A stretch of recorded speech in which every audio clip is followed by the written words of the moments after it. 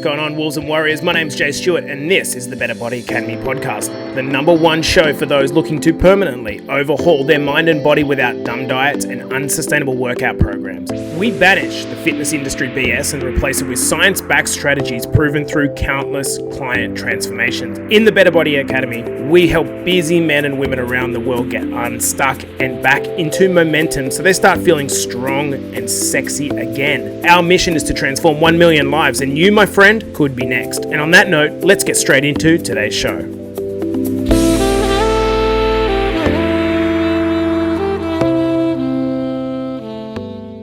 Welcome back to the Better Body Academy podcast, the podcast that you come to when you're sick of the dumb diets and unsustainable workout programs. You know, I hate them. I know you hate them. But in this video, we're not going to be talking about diets. We're going to be talking about the idea of discipline versus compassion. Discipline versus compassion, and the role that this plays in your fitness journey. This is a very, very important topic to understand. But before we kick off, to those of you that have been listening to the last podcast episode, I was talking about one of my favorite clients, Mr. Russell Giblett, who was headed in for a kidney transplant. The good news is that all went well. One of the other boys, Dan, dropped by and saw him yesterday and caught him doing push-ups on the hospital floor. That's just the type of guy Russell is. After dropping over 20 kilograms, he qualified for a kidney transplant. He got the call in the early hours of the morning, and the big dog had a successful transplant. He's starting to recover now, feeling good, and I think that is just the bee's knees. So good on you, Russell. We're really, really proud of you, my man. Super, super proud, actually. Okay, so let's get into today's topic, guys. The reason I want to discuss this topic of compassion versus discipline is I see a lot of men and women come into our program, the Better Body Academy program, and they try to change everything in a day. Or maybe they came into the program and at the start, they thought that things were going to be easier than they actually were. Okay?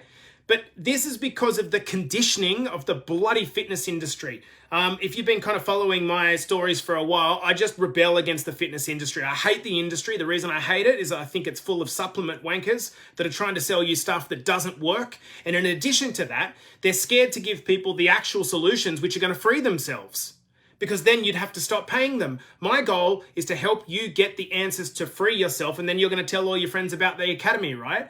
And I think the challenge is we've all been conditioned to think that transformation is black and white. You have to do this, do that, do this, do that, do that, do that, do that. And if you go out of the lines, you're a failure. If you go out of the lines, you are not good enough. If you can't keep up this current effort, you're useless. You might as well quit. And so people get on this up and down journey of where they're on the horse, they're off the horse, they're on the horse, they're off the horse. And each time they get off the horse, they feel worse because they prove that they're not the sort of person that can fall off the horse and get back on again. And it makes them feel worse, and they get stuck in this funk. And so this is why I think that this topic needs to be addressed, and I wanted to talk to you guys about this today. Now, for me, that mentality is super dangerous. It's super dangerous because the all or nothing mentality that many of us go into our transformation journey with is a mentality that actually keeps you stuck. It's a mentality that sets you up for failure immediately.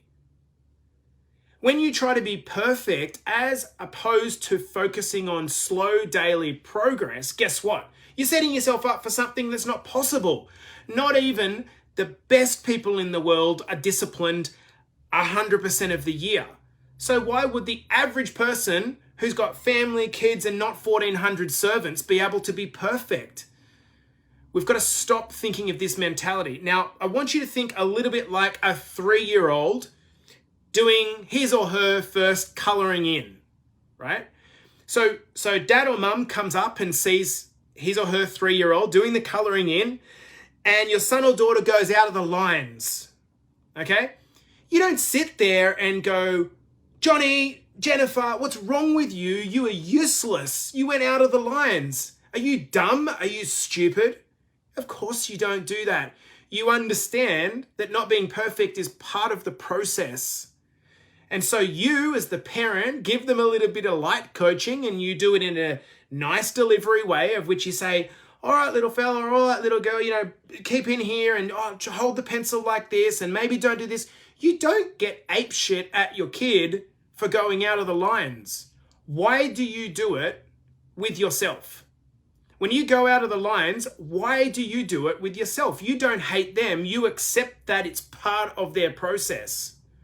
Why is it not part of your process? Now, the benefit to operating with a mindset that is a little bit more liberated than this is that while it's okay to fail, we never actually become a failure. This is a huge difference. I'm going to say that again. It's okay to fail. It's okay to fail, but it's not okay to become a failure, because failure is a one-off. It's an action. It gives you feedback. Becoming a failure is an identity. If you carry around that identity, well, then guess what? Everyone else is going to see you as a failure. You're going to act as a failure and no progress occurs. This is a very disempowering position to be in, because you're constantly going to feel like you're not good enough. I'm not good enough. In contrast, when you can find the wins in your failure, you grow. What would happen if you grew by, 10% per year? If you grew by 10% per year, just 10%, grew in abundance, grew in your body, grew in your health, grew in your finances. If you grew 10% per year, and not even talking compounding growth, I'm just talking a straight 10% only. Maybe it's from reading a couple of books or following a podcast or doing the BBA program or whatever it is. In 10 years' time, you'd be twice as good as you are now. This is why we cannot have an all or nothing mindset. Now, I want to give you a framework, and this framework is the framework of compassion versus discipline. And I was taught this by my coach, and I want to credit him for teaching me that. It is a very, very simple concept.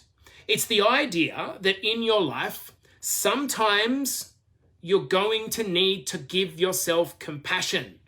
One of the gents that are watching this live should feel like I'm talking exactly to him. Sometimes you're going to need to give yourself compassion. On other occasions, you're going to need to be able to call yourself on your own bullshit and exercise some discipline. I want you to think of it almost like a bowling alley, guys. Here's the bowling alley, and on one left-hand side, you've got the left-hand bumper, which is compassion. On the right-hand bumper, you've got discipline. And you are the ball that's going down the alley. Every day is the alley. Every day is the alley. Sometimes you need to lean on the bumper of compassion. Sometimes you need to lean on the bumper of discipline. Rarely are you going to be perfectly down the line all of the time. So you need to use these bumpers in your life to keep you accountable. So let me ask you a question. Whether you are in a transformation or not, how are you currently treating yourself?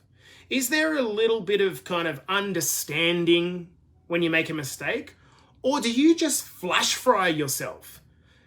Speak to yourself in horrible language, tell yourself that you're the worst, and start self-sabotaging as a result? Or do you have a little bit of extra compassion? Both are equally important, and a key skill in your emotional development is being able to self-correct. And it's a skill that not many people possess that I've experienced. This skill of running a line between compassion and discipline. We get so caught up in the idea of getting somewhere as if arriving there will completely change us. When we get to the transformation that we want to get to, when we get to the money that we think we want to get to, I can tell you straight away, guys, this is what's going to happen. You're going to get there, you'll be happy for a moment, and then you'll realize new levels, new devils. There'll be something else. You'll adjust to it. So it's this idea of saying, if I get there, I'm going to be... It won't happen. You need to think more about the journey being far more important. We need to see our transformation as a journey, not about the destination, but about who we become in the process. This is the beauty. Now, I'm going to use my own personal situation at the moment. So at the moment, I'm training myself to run longer distances, right? I haven't done a lot of kind of longer distance cardio over a time. Now, my grand goal would be to be able to run a marathon. Okay, I've never run a marathon. My partner's run 3, and so she's set the benchmark. If I wake up every morning and say to myself, oh, what's wrong with you, Jace? You haven't run a marathon yet. What are you, a pussy or something like this?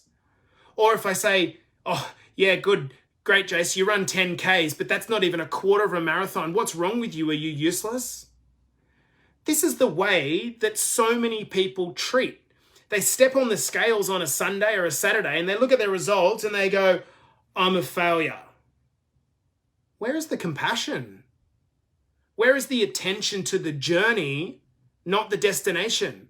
To the person you were becoming when you were building better habits, as opposed to just this unrealistic kind of when I get there mentality, I'll be happy. This is especially true, this idea of needing compassion for yourself during times of transition. So what is a time of transition? Well, it could be that maybe you got divorced. It could be that maybe you had a death in the family or an accident. Or the most common one that younger men, in their sort of 20s, 30s, 40s face is the idea of a kid coming into your world. Now, this didn't happen to me till about 38, but it's this idea of if you keep trying to force a certain discipline when you've got a baby that needs you and you constantly refer to yourself as a failure because you can't keep the same routine that you had before you were a dad, you're pushing shit uphill. You're doing yourself a disservice. You're doing yourself an injustice, and you're trying to make a square peg fit into a round hole. This is a time when you need to exercise some compassion.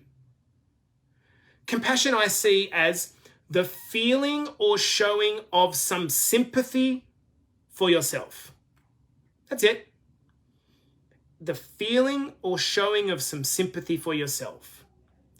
Whereas discipline is the practice of obeying the rules or standards of behavior. So for example, if you come into the Better Body Academy program, as your coach, I will outline for you a plan. And that plan will consist of a workout plan, a meal plan, a plan to track your nutrition, a plan to study some information which is going to help you gather some tools. But if you're defining yourself by your ability to stick to that plan 100% of the time, when I know and you know that you're going to fall off during times, this is meaning that you're lacking any form of compassion for yourself. You're operating by a discipline-only mentality, which I can tell you straight away with over 500 client transformations on the board now, it doesn't last. The guys that work black and white don't last. What happens is when you have a baby, it's almost like someone comes in and grabs your life and chucks all the shit in the air and it lands where it lands. I'm thinking of one of my mastermind clients right now who's suffering this because his baby is just not sleeping at all. And he's running a business. And so you have to have yourself some compassion to make a new plan rather than trying to force your old plan into your new life. Now, that is not giving you permission to all of a sudden have so much compassion that you don't act or that you make excuses. Equally, you have to understand that the major reason that people don't get where they want to in life is not because of their present level of motivation, their current level of motivation. Motivation is just an emotion. It comes and goes like the weather. It's in and out. It's up and down. My motivation's all over the place. However, discipline is what is going to bring you results. Doing things when you don't feel like doing things. That's what's going to bring you results. Because most people, They just want the easy way. They run from hard. The way I look at it is you can either sacrifice for what you want now or sacrifice for what you don't want later on. Which do you want? Choose your hard. These people that say, I just don't have enough time. Oh my gosh. You have the same amount of time as everyone else. You may have more or less events or priorities in your life. And this is a skill, being able to prioritize getting done the things that you need to get done. I'm not perfect at it in any way. But in this instance, actually maybe what you need is some discipline towards your priorities, towards the tasks that you're conducting yourself in. So guys, I'm going to finish this up on this note. I want you to remember, next time you're kind of assessing your results, I want you to think of the bowling alley. The bowling alley has one bumper that is discipline, one bumper that is compassion. And the job of the bowling alley, the bumpers on that bowling alley, is to keep you moving forward. The only failure is if you stop moving forward for a long period of time. But use these bumpers of discipline to call yourself out and say, okay, John, Terry, you're being lazy, right? Get back on the horse. Or at other times when you've been slogging it at work, your kids are playing up, whatever's going on in your life, you need to say, hey, listen, John, Terry, give yourself a little bit of leeway here. You're in this for the long term, not till the end of the week. And there's a big difference. So I'm calling you guys out that are listening to this podcast. Stop hating on yourself, okay? And just think of it like this framework that I've given you today. Take a deep breath and ask yourself, am I exercising the right amount of compassion here? Am I providing myself the right amount of discipline? And if not, make the adjustments from there. It's not helping your progress to stay stuck in this spot of disempowerment. Okay, guys? Let's leave it on that note. I appreciate your earbuds here with us today, guys. Firstly, I want to thank you for the support that you're actually giving this podcast. And I'm going to wind it out with letting you guys know that this is the Better Body Academy podcast, the podcast where you come to when you're sick of the dumb diets, unsustainable workout programs, or you want to get real solutions to your transformation. I'm going to love you guys and leave you. I'll see you in the next episode. Wolves and Warriors, thank you so much for tuning in. If this podcast is hitting the mark for you and giving you the confidence to start your own personal journey, I want you to hit me up on Facebook or head over to my Instagram at jstewart_BetterBodyAcademy and DM me with the words Better Body Academy. I want to give you the tools to permanently overhaul your mind and body without dumb diets and unsustainable workout programs. Our mission is to achieve 1 million lives transformed. And you, my friend, could be next. So hit me up on Facebook or head over to my Instagram at jstewart_BetterBodyAcademy and DM me with the words Better Body Academy, and we can have a chat about whether we can help you with your transformation goals.